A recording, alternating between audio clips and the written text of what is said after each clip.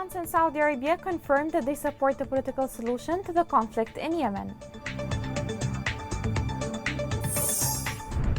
The Yemeni government says that there are positive indicators to renew the United Nations agreed truce.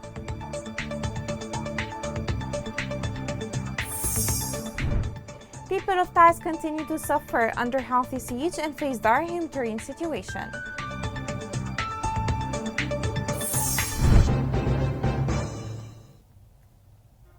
Welcome to Yemen Today TV. This is the English news with me, Rushan Fouad.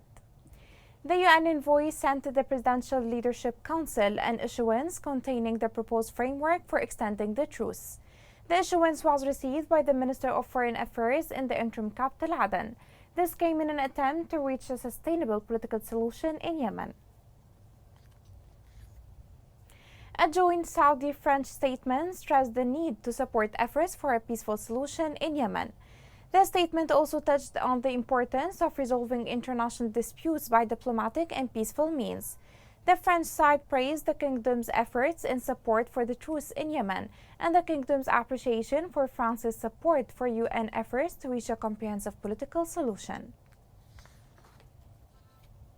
The Yemeni government said that there are positive indications that the United Nations agreed truce would be extended. This shows the government's commitment to ending the conflict and achieving peace in the country. The following report gives more details.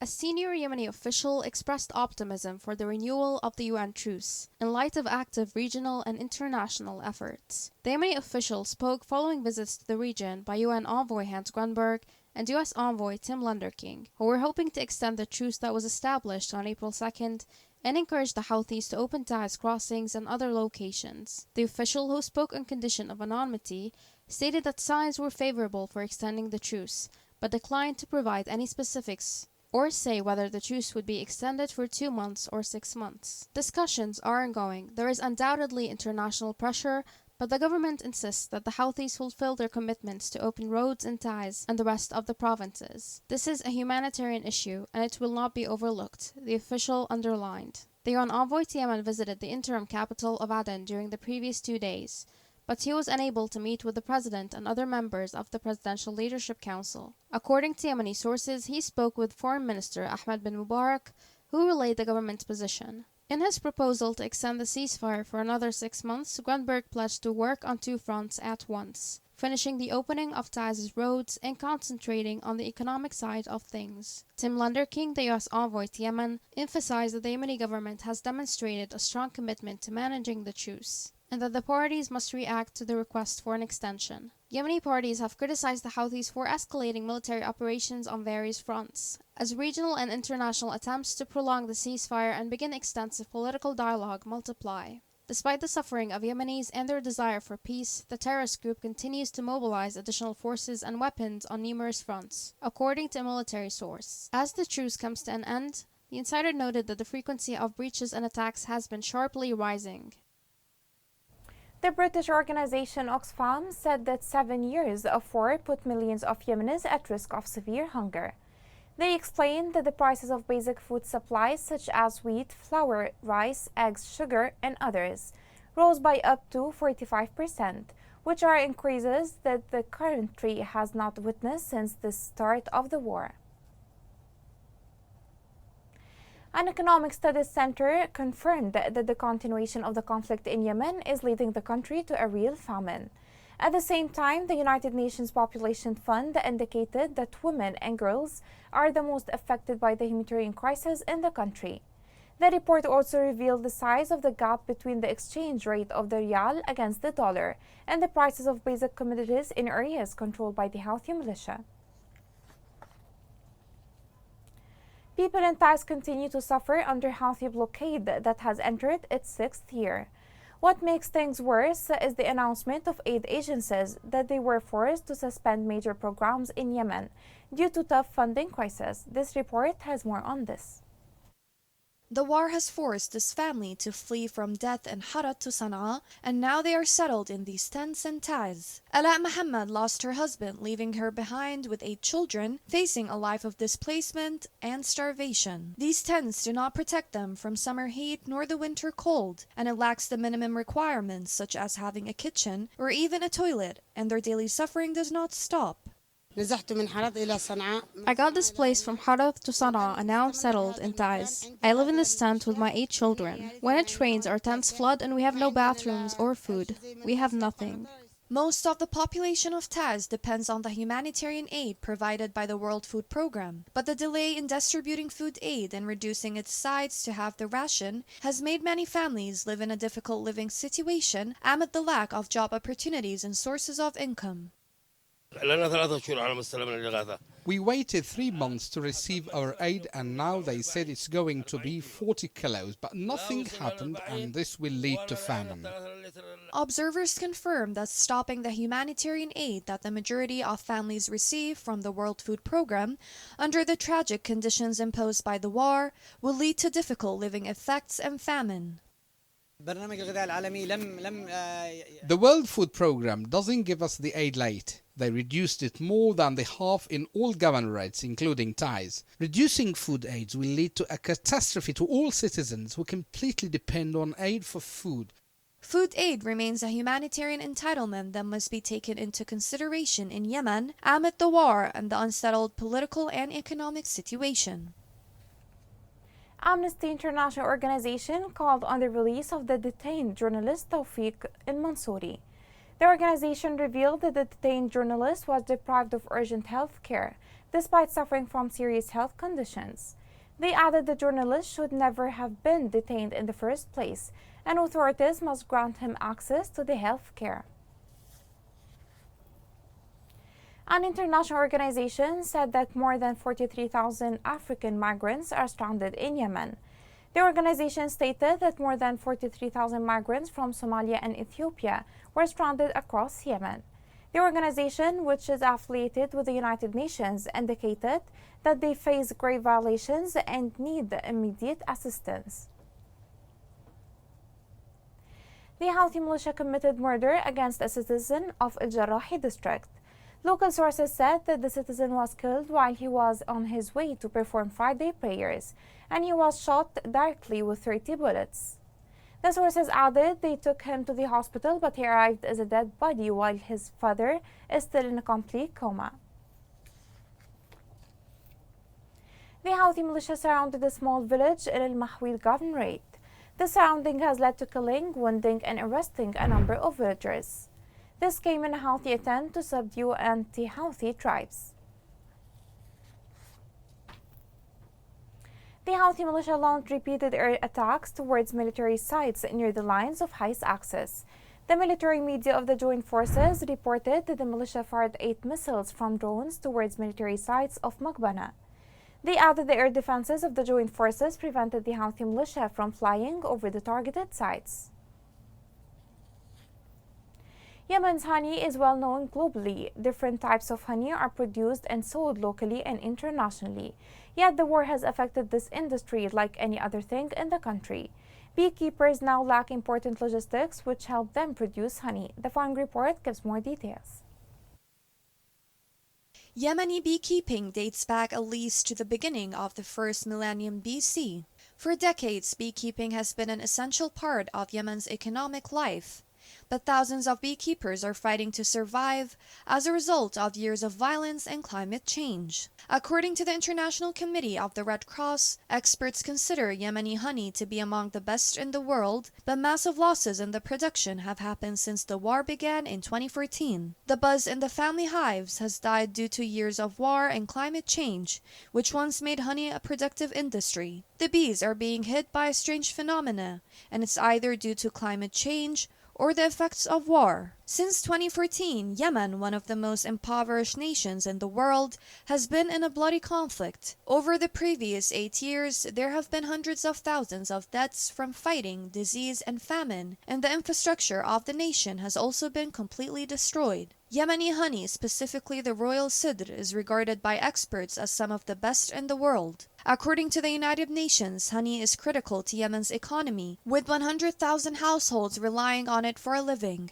However, the industry has suffered many losses since the outbreak of the conflict. According to the ICRC, armed conflict and climate change are endangering the continuation of a 3,000-year-old practice. Numerous beekeepers are being forced into precatory, which has a considerable influence on productivity as a result of waves of displacement caused by fleeing violence, the contamination of productive areas by weapons, and escalating climate change effects. The conflict had limited the ability of beekeepers to freely roam the land whenever flowers were in bloom to collect the honey. In addition, landmines and unexploded ordnance pose a serious danger to all Yemenis, with over 1 million landmines and explosive devices spread around the country, killing and injuring civilians on a daily basis. Being a beekeeper in a high-violence location increases the danger of being attacked by warring parties when grazing bees near active front lines. This situation has driven thousands of beekeepers to abandon the honey industry for the sake of surviving. What makes things worse is that Yemen is extremely affected by climate change, as temperature increases in recent years along with severe environmental changes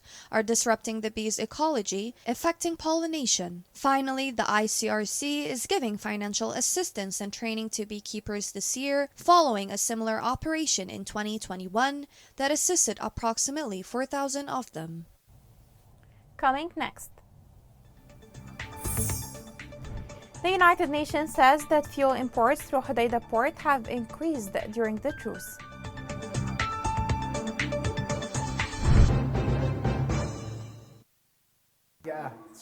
قذيفة يعني جاءت مفاجئة، وكالعادة الأطفال يخرجوا يلعبوا ساعة كل يوم.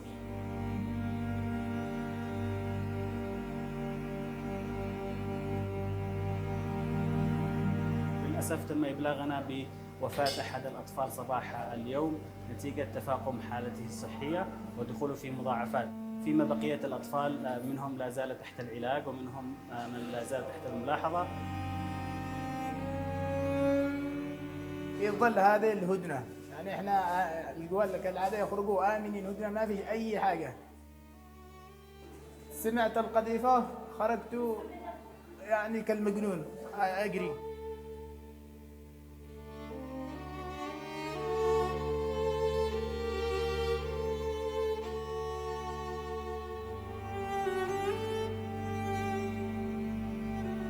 بعض الأطفال أصيبوا بشظايا في البطن، بعضهم في الرأس، بعضهم في الأطراف السفلية.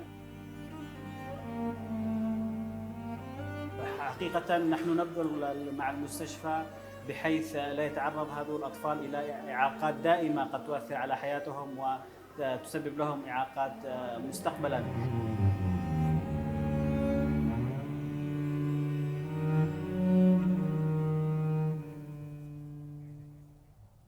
Welcome back.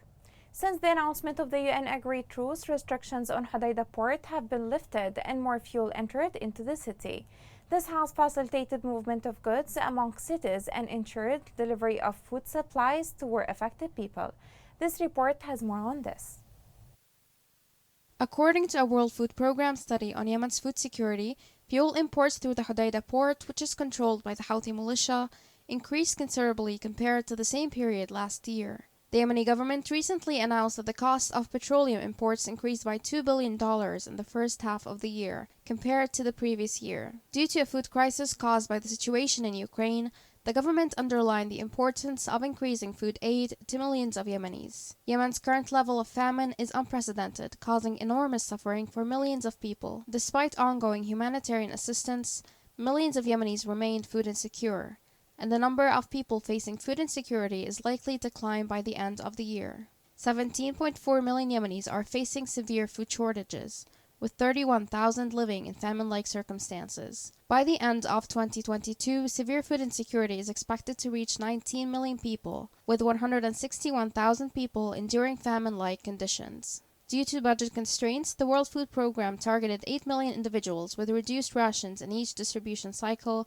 as of January 2022, while 5 million people residing in regions of highest concern were targeted for full rations. During January to March, The monthly average cost of the minimum food basket grew by 25%, hitting an all-time high in March 2022. It is alarming that households must now pay twice as much to sustain the same level of food consumption that they battled to maintain in 2021. However, it is not simply food that is seeing record highs. Fuel prices at petrol stations and on the black markets hit an all-time high in the first quarter of 2022. In regions under government control, the pump price of fuel and diesel climbed by 78% and 90% respectively, compared to the fourth quarter of 2021, while those under Houthi authority witnessed rises of 20% and 43% respectively. The ceasefire between the Houthis and the Saudi-backed Yemeni government, established in April and extended for 2 months in June, represents the longest period of peace since the conflict began in late 2014. And I'm here to talk about a very important issue regarding a potential disaster looming in Yemen, which will not only affect us Yemenis, but the region as a whole. Because of the war in Yemen, a huge offloading oil tanker called FSO Safir was left unmaintained since 2015. And it's probably now the biggest ticking bomb in the world, with more than 1.1 million barrels of oil waiting to explode in the Red Sea off of the coast of Yemen any time. An oil spill with this magnitude, which could be 4 times bigger than the Exxon Valdez oil spill, would not only affect Yemeni coast and the closure of the Hodeidah seaport, which is the main seaport for international assistance to Yemen, it could also disrupt international trade in the Bab el-Mandeb Strait, one of the busiest straits in the world. King Salman Humanitarian Aid and Relief Center signed an agreement to implement a project to support education in Yemen. The agreement was signed by the center's Assistant Supervisor General for Operations and Programs, Engineer Ahmed bin Ali. As per the agreement, school uniforms and bags would be provided for 11,586 Yemeni children, as well as the rehabilitation and the improvement of the infrastructure for 23 schools in Hadramaut, El Mahra, Aden, and Hajjah governorates. The war has destroyed health facilities in Abyan governorate. One facility was restored after years of halt. Many people from Abyan governorate and other neighboring areas come to seek medication in this facility. This report has more on this. After a long struggle with traveling and searching for treatment, Salim, a citizen of Sheikh Salim area in Abyan Governorate, was pleased with the opening of the health unit in his area, as well as his happiness to benefit from its health services, like other beneficiaries. We were suffering a lot as we don't have any health facilities. The local authorities have established a building for healthcare. However, it was void of any equipment. If we have a patient, we would have taken him to a far place in Abyan Governorate. This health facility is one of the health services affiliated with the Sheikh Salim area, and like other facilities, it was subjected to destruction as a result of the war that the region witnessed for nearly 5 years. هذه الوحدة الذي بيستفيد منها أكثر من 800 نسمة. Around 800 people are benefiting from this unit who are living in Sheikh Salim area and other areas too. Abu Bakr Hussein Salim has established this place, who is the pioneer of development in Abyan Governorate. Alleviating the suffering of citizens and initiating the provision of health services to them on an ongoing basis is what those in charge of this health facility seek. After providing it with medical devices, health materials, and various medicines, in addition to distinguished health staff, providing the best health services to citizens and striving towards achieving an integrated health system is what the citizen aspires to, especially after years that have exhausted them and exacerbated their suffering in moving and searching for health services amid dire economic conditions. And that is what urged those who are in charge of this facility to facilitate citizens' procedures and help them receive treatment in accordance with the available capabilities. Here is a reminder of the main headlines. France and Saudi Arabia confirmed that they support a political solution to the conflict in Yemen. The Yemeni government says that there are positive indicators to renew the United Nations agreed truce.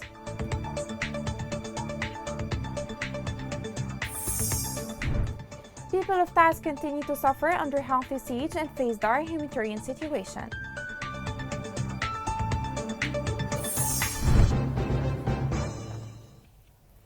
This is the end of the news. It was Roshan Fouad. Thank you for watching.